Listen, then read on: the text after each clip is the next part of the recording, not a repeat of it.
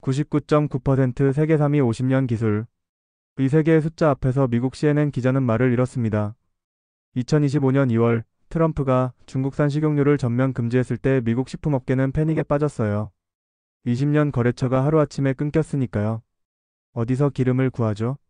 그때 한 전문가가 조용히 말했습니다. 한국이 있습니다. 한국? CNN 기자는 반신반의했죠.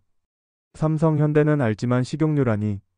하지만 인천 공장 문을 열었을 때 그는 충격을 받았습니다. 유럽도 없는 99.9% 정제 시스템, 미국 기준 2배인 67가지 품질 검사, 단 한 건의 리콜도 없는 50년 역사. 영국 BBC는 300만 시청자 앞에서 이렇게 말했습니다. 한국은 숨겨진 강자였다. 일주일 만에 100억 달러 계약이 쏟아졌습니다. 독일, 사우디, 일본이 한국을 찾았어요.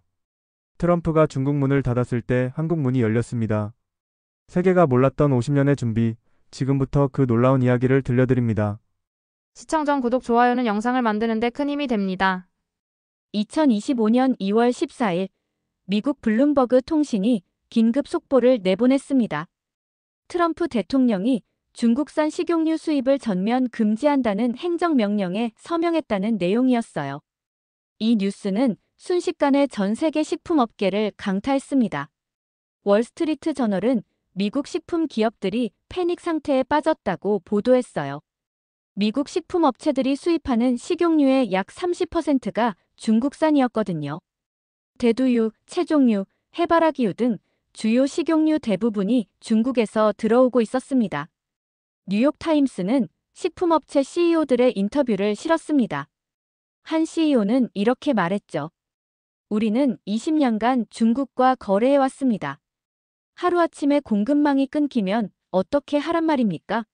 그의 목소리에는 절망감이 묻어났어요. 로이터 통신은 트럼프의 결정 배경을 분석했습니다. 중국산 식용유의 안전성 문제가 지속적으로 제기됐다는 거예요. 특히 핫수구 기름, 즉 구터유 문제가 심각했습니다. 중국에서는 핫수구와 음식물 쓰레기에서 기름을 추출해 재가공하는 불법 행위가 만연했거든요. 2024년 중국 당국은 180만 톤의 불법 구터유를 적발했어요. 이 양은 중국 전체 식용유 소비량의 약 10%에 해당하는 규모였습니다. 문제는 이 기름이 합법적인 식용유로 둔갑해 유통됐다는 거예요. 중국 내에서만이 아니라 수출용으로도 섞여 나갔죠. 미국 식품의약국 FDA는 2024년 한 해 동안 중국산 식용유 샘플 500건을 검사했습니다. 그중 47건에서 기준치를 초과하는 유해 물질이 검출됐어요. 검출률이 거의 10%에 달했던 겁니다. 트럼프는 이 보고서를 근거로 전면 금지 결정을 내렸습니다. CNN은 미국 슈퍼마켓 체인들의 반응을 취재했어요. 월마트, 코스트코, 홀푸드 같은 대형 유통업체들이 긴급 회의를 소집했습니다. 그들은 즉시 대체 공급처를 찾아야 했죠. 문제는 중국만큼 대량으로 그리고 저렴하게 공급할 수 있는 나라를 찾기가 쉽지 않다는 거였어요. 그때 한 무역 전문가가 블룸버그 인터뷰에서 조용히 말했습니다. 한국을 한번 살펴보는 게 어떨까요? 한국은 식용유 기술에서 세계적 수준입니다. 다만 중국 가격에 가려져 있었을 뿐이죠. 이 한마디가 미국 식품업계의 시선을 한국으로 돌리게 만들었습니다. CNN 경제부 기자 제임스 핸더슨은 트럼프 발표 일주일 후 인천공항에 도착했습니다. 그는 20년 동안 글로벌 식품 산업을 취재해온 베테랑 기자였어요. 하지만 한국 식용유 산업에 대해서는 거의 아는 게 없었습니다. 공항에서 나오며 그는 동료 기자에게 전화를 걸었습니다. 솔직히 말하면 반신반의하고 있어요. 한국이 정말 중국을 대체할 수 있을까요? 삼성이나 현대는 알지만 식용유라니. 그의 목소리에는 회의감이 묻어났죠. 다음 날 아침 CNN 취재팀은 인천 남동공단에 위치한 CJ제일제당 공장으로 향했습니다. CJ제일제당은 한국 최대 식품 기업이에요. 1953년 설립 이후 70년 넘게 식품 사업을 해온 회사였죠. 제임스는 차 안에서 자료를 훑어봤습니다. 자료에는 놀라운 수치가 적혀 있었어요. CJ제일제당은 연간 50만 톤의 식용유를 생산하고 있었습니다. 이 중 30%가 수출용이었죠. 주요 수출국은 일본, 중국, 동남아시아였습니다. 미국으로는 거의 수출하지 않고 있었어요. 공장 정문에 도착하자 품질관리팀장 김민수 상무가 나와 있었습니다. 그는 30년 경력의 식품 엔지니어였어요. 김 상무는 정중하게 인사하며 말했습니다. 환영합니다. 저희 공장을 자유롭게 둘러보셔도 됩니다. 숨길 게 없거든요. 제임스는 처음에 그 말을 사교적인 인사로 생각했습니다. 하지만 공장 안으로 들어서는 순간 그의 생각이 바뀌기 시작했어요. 로비에 걸린 인증서들이 눈에 들어왔습니다. ISO 22000 식품 안전경영 시스템, HACCP 인증, 미국 FDA 인증, 유럽 BRC 인증까지 있었죠. 김 상무가 설명했습니다. 저희는 1995년부터 국제 인증을 받기 시작했어요. 처음에는 수출을 위해 필요했지만 이제는 우리 스스로의 기준이 더 높습니다. 국제 기준보다 엄격한 사내 기준을 적용하고 있거든요. 그의 말투는 담담했지만 자신감이 느껴졌습니다. 제임스는 카메라맨에게 신호를 보냈습니다. 촬영을 시작하라는 뜻이었어요. 그는 본능적으로 느꼈습니다. 여기서 뭔가 특별한 이야기를 발견할 수 있을 거라고요. 김 상무는 헬멧과 위생복을 건네며 말했습니다. 이제 진짜 공장을 보여드리겠습니다. 복도를 지나 생산동으로 향하는 동안 제임스는 주변을 살폈습니다. 바닥은 거울처럼 깨끗했고 벽면에는 실시간 품질 데이터가 표시되고 있었어요. 온도, 습도, 청정도 수치가 초 단위로 업데이트되고 있었습니다. 그는 유럽의 어느 공장에서도 이 정도 시스템은 본 적이 없었어요. 생산동 이중문이 열리는 순간 제임스는 말문이 막혔습니다. 축구장 3개를 합친 크기의 공간에 은색 파이프라인들이 거미줄처럼 연결되어 있었어요.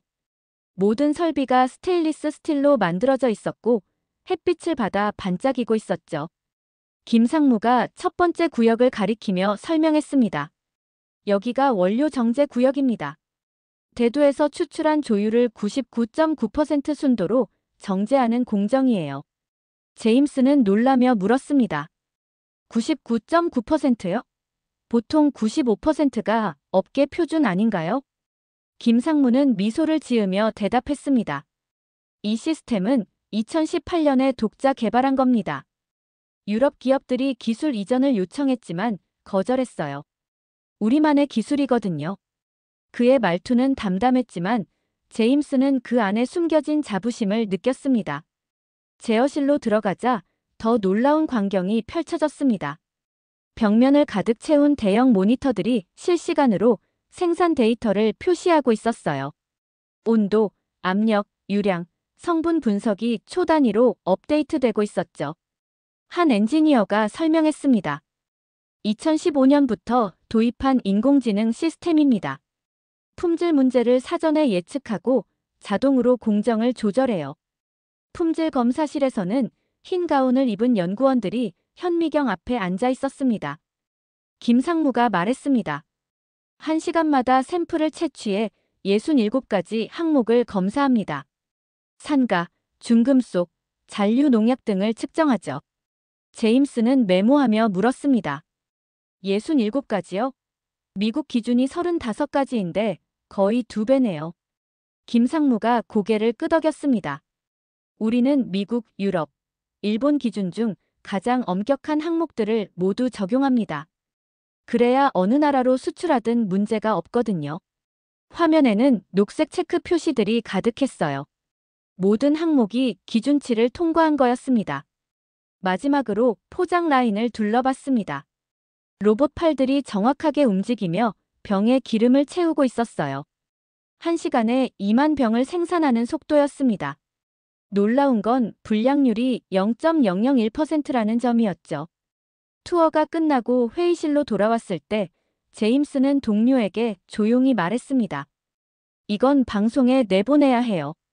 미국 사람들이 봐야 합니다. 그는 자신이 본 것이 단순히 좋은 공장이 아니라 세계적 수준이라는 걸 알았어요. 회의실에 앉아 제임스는 질문을 시작했습니다. 한국 식용유 산업이 언제부터 이렇게 발전했나요? 김상무는 차분하게 대답했습니다. 1953년 전쟁이 끝난 직후부터입니다. 당시 한국은 식용유를 전량 수입에 의존했어요. 하지만 1960년대부터 자급자족을 목표로 기술 개발을 시작했죠. 제임스가 물었습니다. 현재 한국의 시장 점유율은요? 김상무는 노트북을 열어 그래프를 보여줬습니다. 2024년 기준 세계 식용유 수출 시장에서 한국은 3위예요. 중국이 1위, 말레이시아가 2위, 한국이 3위죠. 연간 수출액은 약 15억 달러입니다. 제임스는 놀라서 다시 물었습니다. 3위요? 어떻게 그렇게 빠르게 성장한 건가요? 김상무가 설명했습니다. 두 가지 이유가 있어요. 첫째는 품질입니다. 우리는 가격 경쟁이 아니라 품질 경쟁을 택했어요. 일본, 싱가포르, 호주 같은 고소득 국가들이 주요 고객이 되었죠. 둘째는 다변화였습니다. 우리는 대두유만 만드는 게 아니에요. 카놀라유, 해바라기유, 올리브유까지 10종류 이상을 생산합니다. 각 시장의 기호에 맞춰 제품을 개발했어요. 일본에는 참기름, 중동에는 해바라기유를 집중적으로 수출했습니다. 제임스가 물었습니다. 기술력의 핵심은 뭔가요? 김상무는 대답했습니다. 정제 기술이죠. 식용유의 맛과 안전성은 정제 공정에서 결정됩니다. 우리는 여기에 50년간 집중 투자했어요. 한국 기업들이 보유한 식용유 관련 특허가 2024년 기준 1,200건입니다. 제임스는 궁금해졌습니다. 그런데 왜 미국 시장에는 진출하지 않았나요? 김상무는 씁쓸하게 웃었습니다. 시도는 했어요. 2010년대 초반에 미국 바이어들을 만났죠. 하지만 중국산이 훨씬 싸다는 이유로 거절당했습니다. 품질보다 가격이 우선이었던 거죠. 그래서 포기했습니다. 김상무가 말했습니다. 대신 우리는 품질을 인정해주는 시장에 집중했어요. 일본은 우리 제품의 40%를 수입합니다. 일본 소비자들은 안전성에 민감하거든요. 그 시장만으로도 충분히 성장할 수 있었어요. 제임스는 카메라를 보며 말했습니다. 아이러니하네요. 미국이 중국을 막아야만 한국의 가치를 알아본다니. 김상무는 담담하게 대답했습니다. 그게 현실입니다. 하지만 이제는 기회가 왔죠. 우리는 준비되어 있습니다. 제임스가 공장을 취재하고 있을 때 뉴욕에서는 한 식품 바이어가 급히 짐을 싸고 있었습니다. 그의 이름은 존 마틴이었어요. 그는 맨해튼에서 20년간 식용유 수입 사업을 해온 사람이었죠. 트럼프의 금지령 이후 사업이 멈춰버렸습니다. 존은 동업자에게 전화를 걸었습니다. 한국으로 가봐야겠어. 다른 선택지가 없어. 동업자가 물었습니다. 한국 기름이 괜찮을까? 존은 한숨을 쉬었습니다. 모르겠어. 하지만 지금 상황에 다른 방법이 없잖아. 중국은 막혔고 말레이시아는 물량이 부족해. 한국밖에 남지 않았어. 이틀 후 존도 인천공항에 도착했습니다. 그는 제임스와 같은 공장을 방문하게 되었어요. 김상무가 다시 한번 안내를 맡았죠. 존의 표정은 회의적이었습니다. 20년간 중국 공장만 봐왔던 그는 한국에 큰 기대를 하지 않았거든요. 하지만 공장 투어가 시작되자 존의 표정이 변하기 시작했습니다. 정제 시스템을 보고 품질 검사실을 보고 포장 라인을 보면서 그는 점점 놀라움을 감추지 못했어요. 투어가 끝난 후 회의실에서 그는 솔직하게 말했습니다. 20년간 제가 뭘 한 건지 모르겠네요. 존이 말했습니다. 저는 중국 공장을 1년에 4번씩 방문했어요. 그런데 거기서 본 시설은 여기에 절반도 안 됐습니다. 품질 검사도 형식적이었고요. 하지만 가격이 쌌으니까 계속 거래했죠. 김상무가 조용히 물었습니다. 중국 공장의 정제율은 얼마였나요? 존은 잠시 생각하더니 대답했습니다. 92%에서 94% 정도였어요. 김상무가 고개를 끄덕였습니다. 우리는 99.9%입니다. 5% 차이지만 안전성에서는 큰 차이죠. 조는 계산기를 꺼냈습니다. 가격은 어떻게 되나요? 김상무가 견적서를 건넸습니다. 조는 숫자를 보고 눈썹을 찌푸렸어요. 중국산보다 30% 비싸네요. 김상무는 담담하게 대답했습니다. 품질의 차이입니다. 그리고 안정성도 보장됩니다. 우리는 50년간 단 한 건의 리콜도 없었어요. 조는 잠시 침묵했습니다. 그러다 천천히 말했습니다. 알겠습니다. 샘플을 보내주시겠어요? 미국에서 테스트를 해보고 싶습니다. 김상무는 미소를 지으며 대답했습니다. 물론이죠. 10종류 모두 보내드리겠습니다. 3주 후 조는 다시 전화를 걸었습니다. 이번에는 목소리 톤이 완전히 달랐어요. 샘플 테스트 결과가 나왔습니다. 놀랍더군요. 미국 기준 35개 항목 전부 통과했고 일부는 검출 1개 이하였어요. 20년간 이런 품질은 처음 봅니다. 김상무가 물었습니다. 그럼 계약을 진행하시겠습니까? 조는 주저없이 대답했습니다. 예. 연간 5,000톤부터 시작하고 싶습니다. 가격은 문제가 아니에요. 품질이 보장된다면 고객들은 기꺼이 지불할 겁니다. 트럼프 덕분에 저는 20년 만에 제대로 된 파트너를 만났네요.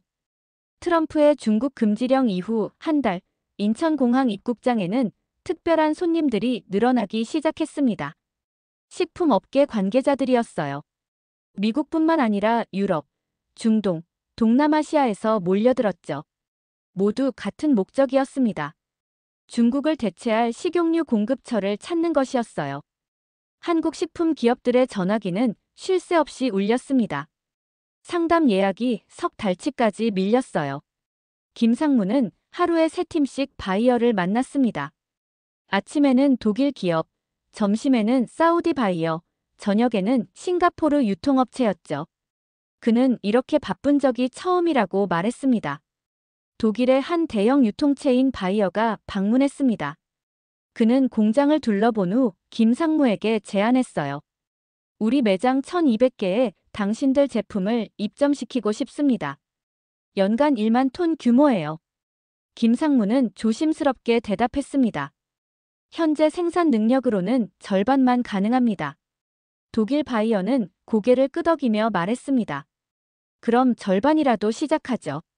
사우디 바이어는 더 적극적이었습니다. 그는 중동 전역에 식용유를 공급하는 대형 수입상이었어요. 우리는 가격보다 안전성을 중시합니다. 중국산 구터유 문제가 중동에서도 이슈였거든요. 한국 제품이라면 프리미엄 가격을 받을 수 있어요. 그는 즉석에서 연간 8,000톤 계약서에 사인했습니다. 일본 반응도 뜨거웠습니다. 일본은 이미 한국산 식용유의 최대 수입국이었어요. 하지만 트럼프 금지령 이후 일본 바이어들도 물량을 늘리고 싶어 했습니다. 도쿄의 한 대형 슈퍼마켓 체인 담당자가 말했습니다. 중국 리스크가 커지면서 한국산 수요가 2배로 늘었어요. 더 공급해 주실 수 있나요? 한국 기업들은 고민에 빠졌습니다. 수요는 폭발적인데 생산 능력이 따라가지 못했거든요. 김상무가 회의에서 말했습니다. 현재 생산 라인을 풀가동해도 주문량의 60%밖에 못 채웁니다. 새로운 라인을 증설해야 해요. 회사는 즉시 500억 원 투자를 결정했습니다. 다른 한국 기업들도 같은 결정을 내렸어요. 2025년 3월부터 6월까지 석 달 동안 한국 식용유 업계는 총 2천억 원을 설비 증설에 투자했습니다. 새 공장 건설, 생산 라인 추가, 연구소 확장이 동시에 진행됐죠. 업계 관계자는 말했습니다. 30년 만에 이런 호황은 처음입니다. 언론도 주목하기 시작했습니다. 영국 파이낸셜 타임스는 한국 식용유 산업 특집 기사를 실었어요. 제목은 조용한 강자, 한국 식용유의 부상이었습니다.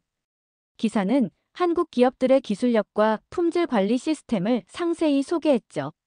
마지막 문장이 인상적이었습니다. 트럼프의 금지령이 한국에게는 기회가 되었다. 2025년 5월 서울 강남의 한 호텔 컨벤션홀에는 500명이 넘는 사람들이 모였습니다. 한국 식품 산업 수출 전략 세미나였어요. 참석자의 절반은 외국 바이어들이었죠. 미국, 유럽, 중동, 아시아에서 날아온 사람들이었습니다. 산업통상자원부 장관이 개회사를 했습니다. 트럼프 대통령의 결정이 한국 식품 산업에 새로운 기회를 열었습니다. 우리는 이 기회를 놓치지 않을 것입니다. 정부는 식용유 수출 기업에 대한 지원을 2배로 늘리기로 했어요. 저금리 융자, 해외 마케팅 지원, 인증 비용 보조가 포함됐습니다. 한국무역협회는 2025년 식용유 수출 전망을 발표했습니다. 올해 수출액은 25억 달러로 예상됩니다. 작년 15억 달러에서 67% 증가한 수치예요. 협회 관계자는 말했습니다. 이 추세라면 3년 내 50억 달러 돌파도 가능합니다. 김상무의 회사는 4월에 미국 기업과 5년간 총 3억 달러 규모 계약을 체결했습니다. 연간 6천 톤을 공급하는 조건이었어요. 계약서에 사인하는 날, 김상무는 감회가 남달랐다고 했습니다. 15년 전 미국 시장에서 거절당했던 기억이 떠올랐거든요. 이제 그들이 우리를 찾아온 겁니다. 유럽 시장도 열렸습니다. 독일, 프랑스, 네덜란드 대형 유통망과 계약이 잇따랐어요. 유럽은 특히 유기농 식용유를 선호했습니다. 한국 기업들은 즉시 유기농 인증을 받은 제품 라인을 확대했죠.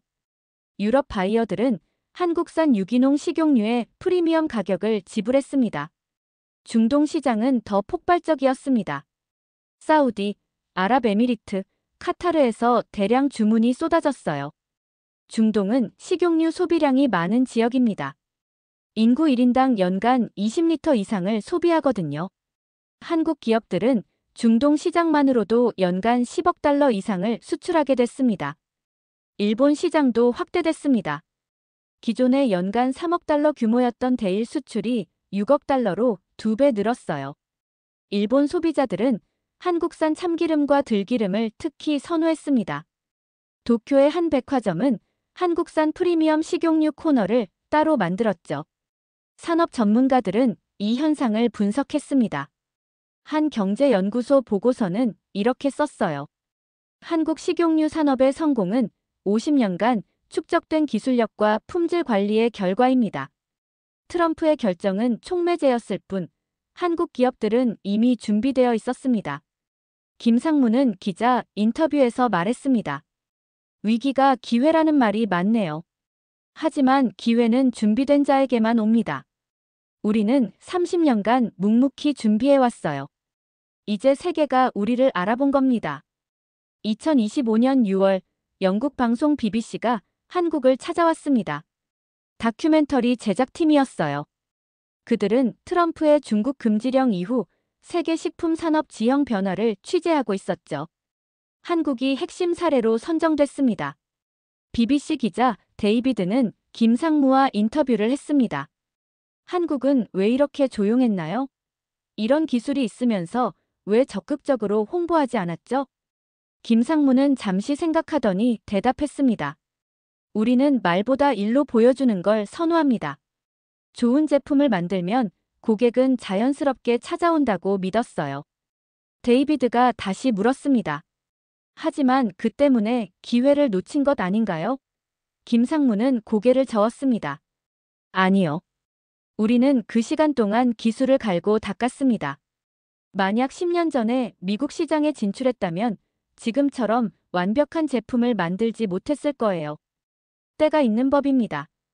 BBC 다큐멘터리는 7월에 방영됐습니다. 제목은 숨겨진 강자, 한국 식품 산업의 비밀이었어요. 45분짜리 프로그램은 한국 식용유 공장의 첨단 시설과 엄격한 품질 관리 시스템을 집중 조명했습니다. 영국 시청자 300만 명이 시청했죠. 프로그램 말미에 데이비드는 이렇게 말했습니다. 한국은 세계가 주목하지 않는 동안 조용히 준비했습니다. 화려한 마케팅 대신 기술에 투자했고 빠른 성장보다 지속 가능한 품질을 택했습니다. 그 결과가 지금 나타나고 있습니다. 한국은 진정한 숨은 강자였습니다. 방송 이후 유럽에서 문의가 폭주했습니다. 영국뿐만 아니라 프랑스, 독일, 스페인 바이어들이 연락을 해왔어요. 김상무의 회사는 유럽 전담팀을 새로 꾸려야 했습니다. 한국 식용유는 이제 유럽 고급 슈퍼마켓 진열대에서 프리미엄 제품으로 자리 잡았습니다. 미국 월스트리트 저널도 특집 기사를 실었습니다. 트럼프의 중국 금지령, 최대 수혜자는 한국이라는 제목이었어요. 기사는 한국 식용유 산업이 어떻게 50년 만에 세계 3위로 올라섰는지 분석했습니다. 묵묵한 장인 정신과 끊임없는 기술 혁신이 핵심이었다고 평가했죠. 김상무는 9월에 열린 세계식품 박람회에 참석했습니다. 독일 프랑크푸르트에서 열린 행사였어요. 한국 부스에는 20개국 바이어 500명이 방문했습니다. 5년 전만 해도 한국 부스는 구석에 작게 자리했었어요. 이제는 가장 큰 부스 중 하나가 됐습니다. 박람회에서 만난 한 프랑스 바이어가 김상무에게 말했습니다. 우리는 한국을 몰랐습니다. 삼성, LG, 현대만 알았죠. 하지만 이제 알았어요. 한국은 모든 분야에서 뛰어나다는 걸요. 식용유가 그 증거입니다. 김상무는 한국으로 돌아오는 비행기 안에서 창밖을 바라봤습니다. 30년 전 그가 입사했을 때 선배가 했던 말이 떠올랐어요. 일 잘하면 되는 거 아닌가? 화려하게 말하지 말고 묵묵히 최고를 만들자. 그 말이 맞았습니다. 세계는 결국 진짜를 알아봤습니다. 시청해주셔서 감사합니다.